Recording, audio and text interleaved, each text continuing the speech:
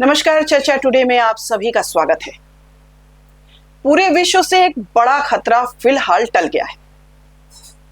Iran, Israel और America का युद्ध फिलहाल सीज फायर के बाद खत्म होता नजर आ रहा है, लेकिन इस युद्ध के समाप्त होने के बाद भी कई सवाल हैं जो लोगों के जहन में उमड़ रहे हैं। आखिर ये युद्ध हुआ ही क्यों? इस युद्ध से तीनों देशों को क्या हासिल हुआ और क्या इस युद्ध को शांत कराने में विश्व की भूमिका रही, कई देशों की भूमिका रही, क्या भारत की भूमिका रही, और भविष्य में ऐसा ना हो, इस तरह के संकट ना आए, इस पर क्या होना चाहिए? आज हमारी चर्चा इसी पर केंद्रित है। हमारे साथ हैं वरिष्ठ पत्रकार और विश्लेषक खालिद रशीद जी। खालिद जी, स्वागत है आपका। बहुत धन्यवाद आपका। फिलहाल तो सीज फायर होता नजर आ रहा है, हालांकि कुछ कुछ घटनाएं आ रही हैं बीच में, लेकिन ऐसा लग रहा है कि टेम्पररी वहां युद्ध विराम हो गया है। आगे कितने दिन रहेगा ये नहीं पता है, लेकिन संशय के बादल अभी मंडरा रहे हैं। लेकिन एक सवाल ये जरूर उठा है कि आखिर इस युद्ध से हासिल क्या हुआ?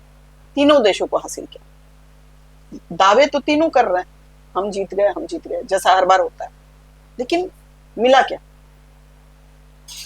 देखिए, ये बहुत बड़ा सवाल है।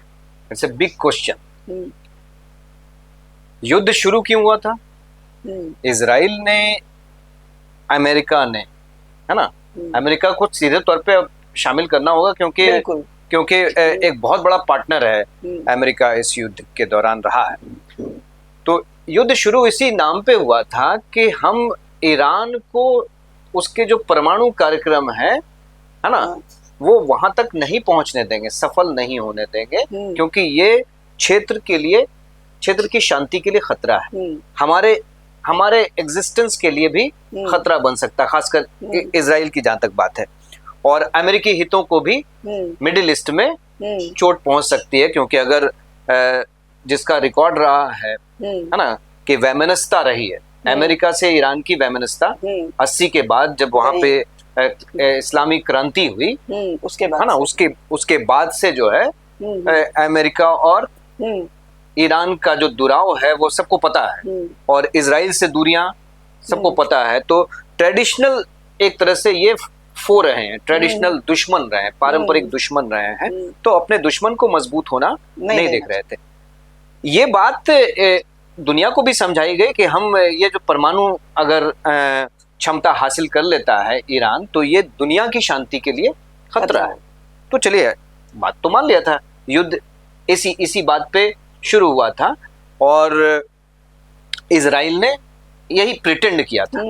लेकिन युद्ध की समाप्ति के बाद तो बड़ा सवाल यही है ना कि क्या ईरान ने अपना जो संवर्धन कार्यक्रम है, यूरेनियम संवर्धन कार्यक्रम, उसको रोकने का वादा किया है?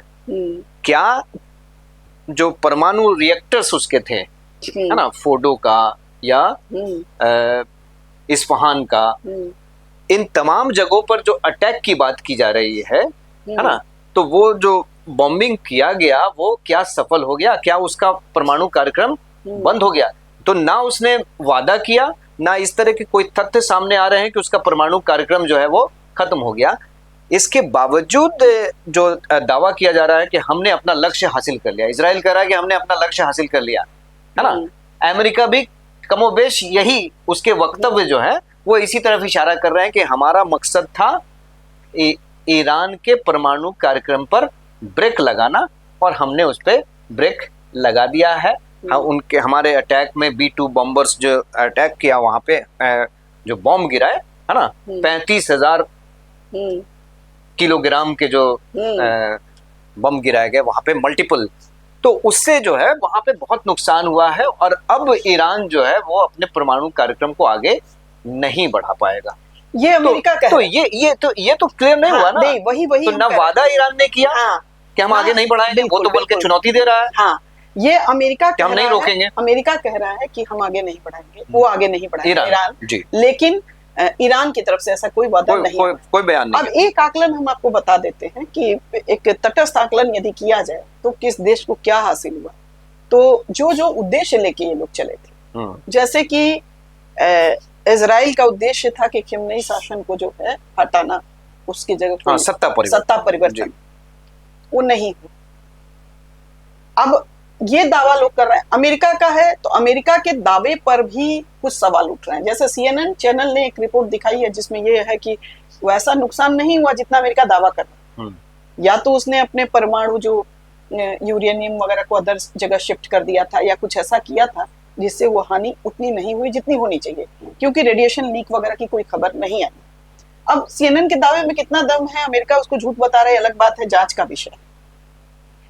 तीसरा, अब आ जाइए कि वारफेयर में किसको क्या मिला। तो वारफेयर में दम जो दिखाने वाली बात थी, तो दम दिखाने की बात जहां तक थी, तो ये जो इजराइल था उसने ठीक है 4 दिन में उसके एयर स्पेस पर कब्जा किया, हवाई क्षेत्र पर कब्जा किया, उसके टॉप शीर्ष कमांडर 20 मार दिए। दूसरा ये है कि कुछ परमाणु वैज्ञानिकों की मौत हुई, काफी नुकसान हुआ उनके डिफेंस सेक्टर पर। लेकिन ईरान भी पीछे नहीं था। पहली बार इजराइल को बहुत तगड़ा झटका मिला। पहली बार उसके जो डिफेंस सिस्टम, जो आयरन डोम जिसको दीवार कहा जाता था, उसको भेद दिया गया।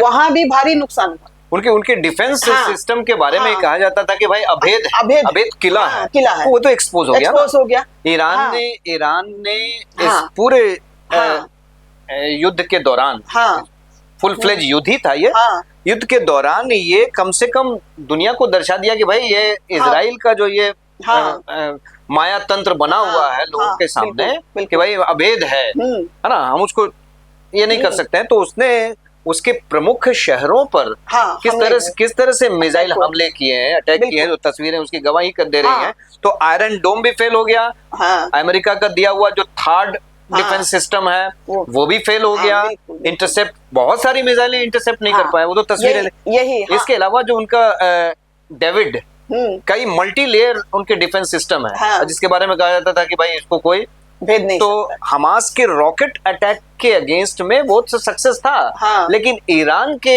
मिसाइल अटैक के सामने उसने वो काफी एक तरह से घुटने टेक कर दिए। तो ये सफलता का पॉइंट ऑफ व्यू है। नहीं तो मेरा यही कहने का मतलब है कि उद्देश्य क्या हुआ, उद्देश्य क्या पूरा हुआ। आप यदि उद्देश्य ये दे तो हम कहेंगे हम टॉप कमांडर मार दिए, वैज्ञानिक मार दिए, ये उद्देश्य था। या वो कहे कि हमने इजराइल के शहरों को नष्ट किया, क्या ये उद्देश्य था। या अमेरिका कहे कि हमने परमाणु, तो उस पर भी संशय है।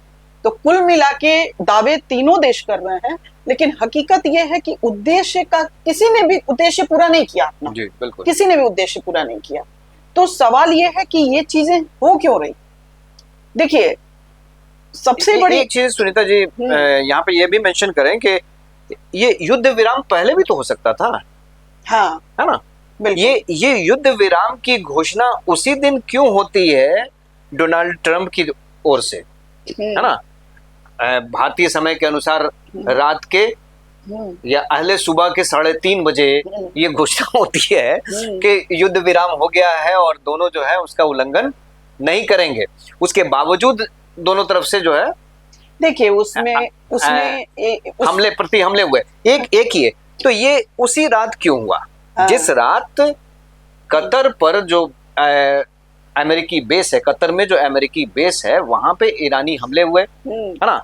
14 कहा जाता है कि 14 जो है वो मिसाइल जो है ईरान ने उसके बेस पे डाले। अब बहुत सारी बातें हैं कि भाई अमेरिका ने अपने सैनिकों को वहां से हटा शिफ्ट कर दिया था, अपने जो फाइटर जेट्स हैं उनको भी हटा लिया था, तो कोई नुकसान नहीं हुआ। एक ही जो मिसाइल है वो निर्जन इलाके में जाके गिरा। तो ये सारी बातें होती हैं। और उसके तुरंत बाद, है ना, जबकि ये लोग रहा था कि ये एस्केलेट करेगा, नहीं देखिए ये युद्ध एस्केलेट करेगा, तो रात में ये पोजीशनिंग होती है कि भाई युद्ध विराम हो गया। नहीं, अब हम बता रहे हैं सरप्राइज फैक्टर, ये जो तो कई सारी बातें हैं। नहीं, ये जो आप बात कह रहे हैं ना, हम आपको इसमें जो मेरा जो अध्ययन है, या जो मैंने पहले भी कहा था कि ये युद्ध लंबा नहीं चलेगा। युद्ध लंबा इसलिए नहीं चलेगा कि अभी विश्व में कोई भी देश इस हालत में नहीं है कि वो इस युद्ध को बहुत लंबा खींच सके, है ना। और इसमें कोई देश नहीं चाहता था। ईरान यदि समुद्री मार्ग रोक देता तो तेलों की आवाजाही प्रभावित होती, ठीक है, उसमें ईरान को भी बहुत बड़ी हानि होती, लेकिन उससे सिर्फ इफेक्टेड बाकी देश नहीं होते, भारत भी होता, चाइना भी होता, अन्य देश भी होते। और दूसरी बात कि अभी विश्व का कोई देश युद्ध अफोर्ड करने की स्थिति में नहीं है, चाहे वो अमेरिका ही क्यों ना। तो कतर पे जो हमला हुआ, देखिए कतर मीडिएटर की भूमिका निभा रहा था दोनों के बीच में, और ईरान को फेस सेविंग के लिए कुछ करना था, तो वो कतर के उस अमेरिकी अड्डे पर अटैक किया। अन्य जगह पे क्यों नहीं किया? बहुत जगह अमेरिकी बेस है, क्योंकि एक फेस सेविंग उसको भी करनी थी, और अमेरिका भी नहीं चाहता था कि युद्ध लंबा खींचे। वो अभी युद्ध में आने की स्थिति में नहीं। वैश्विक परिस्थितियां अभी अमेरिका के बहुत अनुकूल नहीं है। रूस चाइना से भी टसल चल ही रहा है, यूक्रेन युद्ध के चलते अलग वार का देखिए दृष्टिकोण अपना अपना हो सकता है, लेकिन उस अटैक के बाद, है ना, ईरान के उस अटैक के बाद जो कहा जा रहा है कि उसने कोई नुकसान नहीं पहुंचाया, है ना, 13 मिसाइल जो है वो इंटरसेप्ट कर लिए गए और उन्हें हवा में ही नष्ट कर दिया गया। एक जो है वो निर्जन इलाके में गिरा, उससे कोई नुकसान नहीं हुआ। उसके बाद जो कतर का जो स्टेटमेंट आया था, आपने उस पर देखा कि ये हमारी संप्रभुता पे हमला है और हम इसके लिए स्वतंत्र हैं, इसका जवाब देने के लिए हम स्वतंत्र हैं। और तमाम तरह की चर्चा भी मीडिया में होने लगी कि भाई अमेरिका जो है कतर को सुरक्षित करने में सफल नहीं हुआ।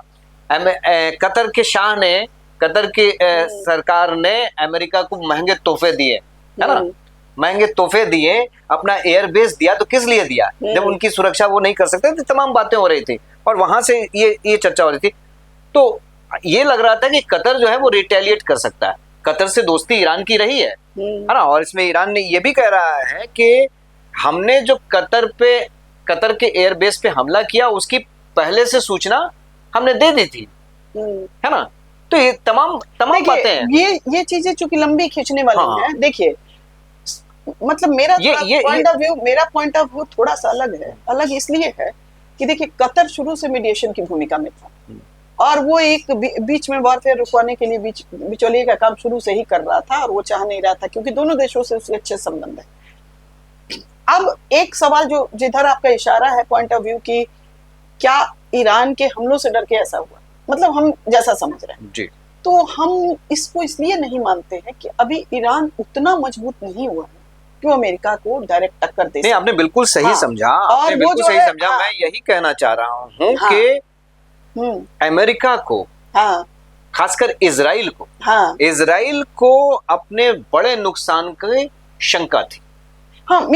ईरान को इजराइल को अपने बड़े नुकसान की शंका थी, इसलिए इजराइल ने एक तरह से इसकी पहल की, अपनी तरफ से इसकी पहल की, ताकि कोई रास्ता निकले और ये रुक जाए और फेस सेविंग भी हो, और फेस सेविंग है ना, फेस सेविंग भी हो। ये हो सकता है। देखिए, संभावनाओं पर आधारित है। और अमेरिका की ये मजबूरी है कि वो इसमें इंटरफेयर करे।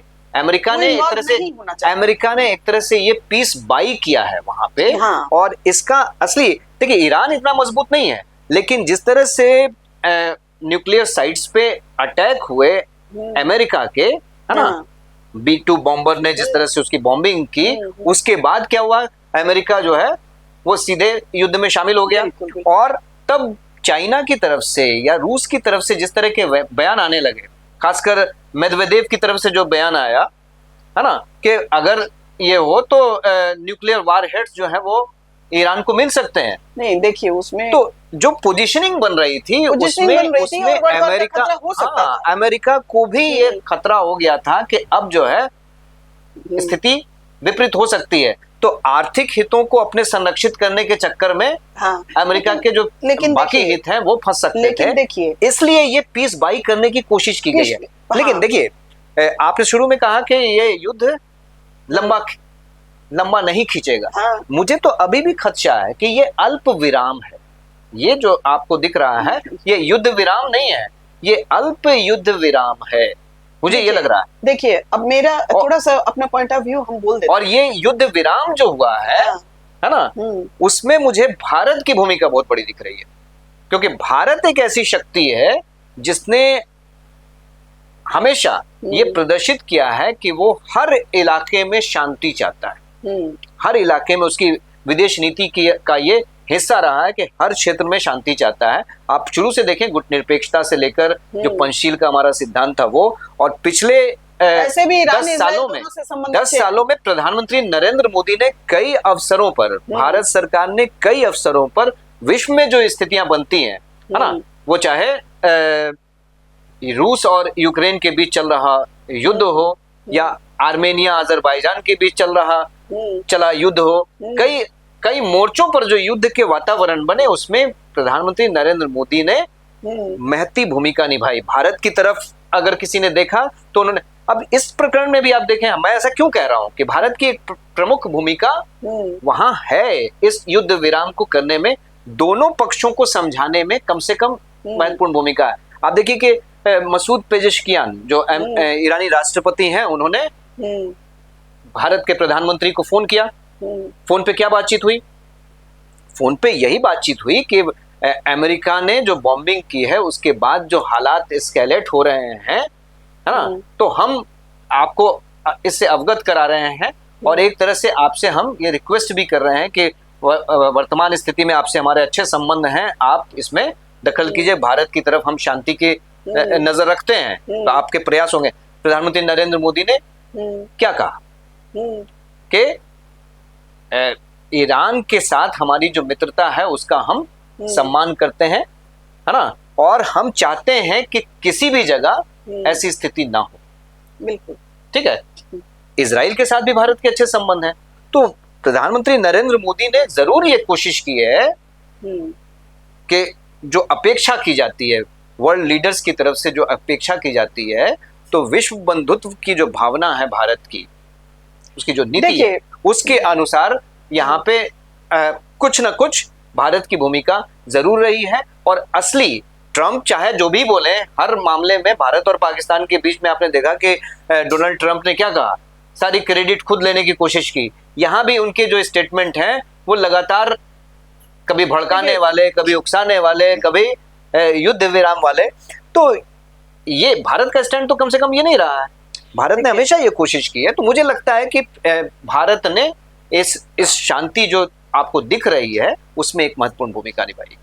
देखिए, इसमें अभी तक कोई आधिकारिक खबर नहीं आई है कि भारत की इसमें भूमिका रही है। कतर का नाम जरूर आ रहा है, लेकिन ये मानने की वजह हो सकता है क्योंकि दोनों देशों से भारत के अच्छे संबंध हैं और अंदर खाने से हो सकता है कि भारत ने कोई मजबूत पहल की हो इसको रोकने के लिए। अब रहा सवाल वैश्विक परिस्थितियों का, तो देखिए, विश्व का कोई भी देश अभी युद्ध लड़ने की स्थिति में नहीं, चाहे वो अमेरिका हो, चाहे बड़े देशों की हम बात कर रहे हैं, चाहे रूस हो, चाहे चाइना हो। रूस उधर यूक्रेन में उलझा हुआ है, वो उसके पास अभी ये स्थिति नहीं है कि और किसी युद्ध में उलझे। चाइना का जहां तक सवाल है, चीन बहुत ही स्रूट कंट्री है। आप रूस यूक्रेन युद्ध में ही देखिए कि चीन जो है कभी भी खुल के नहीं आया, सब जी पीछे से सपोर्ट है, लेकिन कभी वो अपने देश के हितों को सबसे पहले देखता है, दूसरे के बारे में घुसता नहीं। भारत के साथ भी वही स्थिति है कि भारत की अभी जो सरकार है वो पहले अपने हितों को देखेगी, उसके बाद ही कहीं घुसेगी। वो पहले से भी भारत की नीति है और जल्दी दूसरे मामले में टांग नहीं अड़ाता। तो अमेरिका की भी स्थिति यही थी कि अमेरिका जानता था कि ये लंबा खींचा तो उसकी किरकिरी होगी, इजराइल को भी बहानी उठानी पड़ती, और ईरान भी इसीलिए माना क्योंकि वो भी जान रहा था कि वो भी अकेले दम पर बहुत लंबा नहीं खींच पाएगा युद्ध को। अंत बात यही है कि युद्ध में सबका नुकसान होता है, किसी का ज्यादा, किसी का कम। ये बात सब लोगों को समझनी चाहिए। तो ये युद्ध जो है, इसकी जो क्या फायदा हुआ, क्या हानि हुई, यदि इस पर देखा जाए तो एक ही बात है कि थोड़ा सा आप प्रभाव डाल सकते हैं थोड़े दिन के लिए, ईरान के जो परमाणु कार्यक्रम है उसको थोड़े दिन के लिए रोक सकते हैं, लेकिन रणनीतिक तौर पर इस युद्ध का कोई बड़ा फायदा नहीं मिला है। सारे देश, चाहे इजराइल हो चाहे ईरान हो, कहीं ना कहीं उनको हानि हुई है, और यदि लंबा खिंचता तो पूरे विश्व को हानि होती है। देखिए, एक बात जो आप पहले बात कर रही थी अनौपचारिक ढंग से कि परमाणु अप्रसार को रोकने के लिए, है ना, ये पिक एंड चूज वाली पॉलिसी नहीं होनी चाहिए कि आपके पास हो और दूसरे के पास ना हो, है ना। सबको अपनी स्थिति मजबूत करने का पूरा अधिकार है। तो अगर आप वाकई पीस चाहते हैं, नॉन प्रोलिफरेशन एक चाहते हैं, तो जो भी परमाणु संपन्न लोग हैं, परमाणु संपन्न देश हैं, वो स्वेच्छा से अपने आप सरेंडर करिए, सरेंडर कीजिए। तो ये संदेश तो देना होगा ना मजबूती से। ये देखिए, इसको हम एक कुछ शब्दों में कंक्लूड करना चाहेंगे कि हकीकत ये है कि देखिए, चाहे इजराइल हो, चाहे ईरान हो, चाहे अन्य देश हो, सारे देश एक मोहरा है, सारा खेल बड़े देश मिलके करते हैं और ये दूसरे छोटे देशों को अपना मोहरा बनाते हैं, लड़वाते हैं और अपना फायदा उठाते हैं। यदि हम इजराइल ईरान दोनों की बात, मेरा मतलब एक तटस्थ आकलन करें तो ये सच है कि ये सब अपने अपने अस्तित्व बचाने की लड़ाई लड़ रहे हैं, सब अपने जीने के लिए अपने अस्तित्व को बचाने का संघर्ष कर रहे हैं और उस संघर्ष में साथ देकर बड़े देश अपना फायदा उठाते हैं और अपनी जो रोटियां सेकते हैं। इशारा हो गया, हम लोग एक अपील कर लें। हाँ कि हाँ बिल्कुल, युद्ध जो है कभी किसी हम लोग का यही भी बात है कि युद्ध किसी समस्या का समाधान नहीं है, इस युद्ध से भी कुछ हासिल नहीं हुआ है सिवाय हल्का फुल्का दबाव, और दबाव भी एक तरफ से नहीं बना है, दोनों देश दबाव बनाने में समर्थ हो गए हैं। अब इजराइल भी जो है उतना जो अपने आप को एकदम सेफ मानता था नहीं मान सकता है, और ईरान भी भाई थोड़ा सा परमाणु कार्यक्रम पर असर पड़ा है, उसके सैन्य कमांडर मारे गए हैं, वो भी दबाव में है। अमेरिका का जहां तक सवाल है वो शुरू से खेल खेलता रहा है, आज भी खेल रहा है, और पूरे विश्व में अपनी धाक जमाने के लिए इस तरह की हरकतें करना वो बिल्कुल उसकी आदत रही है। रहा सवाल प्रॉक्सी वार का, तो चाहे वो अमेरिका हो या ईरान हो, कोई भी देश, आप किसी देश से असहमत हैं, आमने सामने की लड़ाई लड़िए, कूटनीतिक प्रयास करिए, उसके खिलाफ बयान कीजिए, प्रोटेस्ट कीजिए, यूएन में जाइए, लेकिन आतंकवादियों को हथियार देके, उसको सप्लाई करके, पैसा सप्लाई करके, उसको ट्रेनिंग देकर किसी दूसरे देश को बर्बाद करने का जो मंसूबा होता है, वो कोई भी देश करे, चाहे अमेरिका करे, चाहे ईरान करे, चाहे कोई देश करे, वो उसका कभी भी समर्थन नहीं किया जा सकता है। और युद्ध भी किसी समस्या का समाधान नहीं है, कूटनीतिक प्रयास होना चाहिए और पूरे विश्व को एक न एक दिन इस पर जरूर सोचना होगा। दर्शकों, हमारा कार्यक्रम कैसा लगा जरूर बताएं, हमारे चैनल को लाइक करें, सब्सक्राइब करें और शेयर करें। नमस्कार। नमस्कार।